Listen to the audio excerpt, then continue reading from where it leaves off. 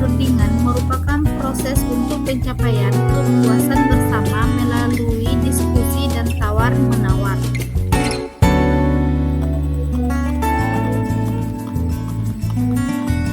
Yang kedua yaitu tentang jenis-jenis teks negosiasi. Yaitu ada dua jenis dari teks negosiasi. Yang pertama yaitu teks negosiasi tuturan langsung, dan yang kedua adalah teks negosiasi tuturan tidak langsung. Teks negosiasi tuturan langsung yaitu negosiasi pemecahan konflik, negosiasi kerjasama, dan negosiasi penjual dan pembeli. Sedangkan teks negosiasi tuturan tidak langsung yaitu seperti berbentuk surat edaran. Dan yang ketiga yaitu ada langkah-langkah penulisan teks negosiasi.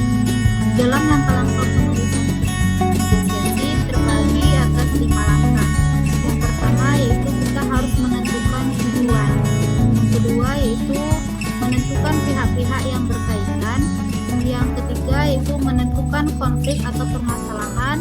Yang keempat yaitu menentukan solusi dalam penawaran, dan yang kelima yaitu menentukan model dalam kesepakatan. Dan yang keempat yaitu ciri kebahasaan teks negosiasi.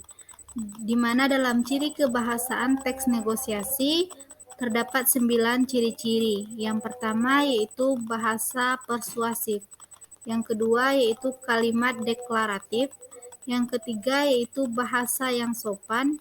Yang keempat yaitu menggunakan konjungsi. Yang kelima menggunakan kalimat yang efektif. Yang keenam yaitu berisi pasangan tuturan. Yang ketujuh yaitu bersifat memerintah dan memenuhi perintah. Kedelapan yaitu menggunakan pronominal. Dan yang kesembilan yaitu menggunakan kalimat langsung. Yang kelima yaitu tentang unsur kebahasaan teks negosiasi.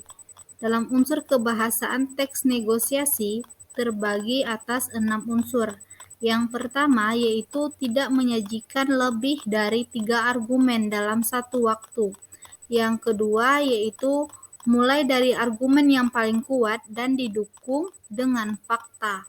Yang ketiga yaitu bangun argumen secara logis, rapat, mengikat, dan hati-hati. Dan yang keempat yaitu menjelaskan pendapat dan buat kesimpulan apabila tidak setuju dengan mitra negosiasi. Dan yang kelima yaitu minta alasan dari pihak mitra negosiasi mengapa ya dan mengapa jika tidak. Dan yang keenam yaitu jangan menyelah argumen dari pihak mitra negosiasi, dengarkan dan cari titik lemahnya. Yang keenam yaitu cara penulisan teks negosiasi. Yaitu terdapat 5 cara penulisan teks negosiasi. Yang pertama yaitu menentukan tujuan yang berkaitan untuk melakukan negosiasi. Yang kedua yaitu menentukan pihak-pihak yang berkaitan untuk melakukan negosiasi. Yang ketiga yaitu menentukan konflik atau permasalahan yang terjadi untuk melakukan negosiasi.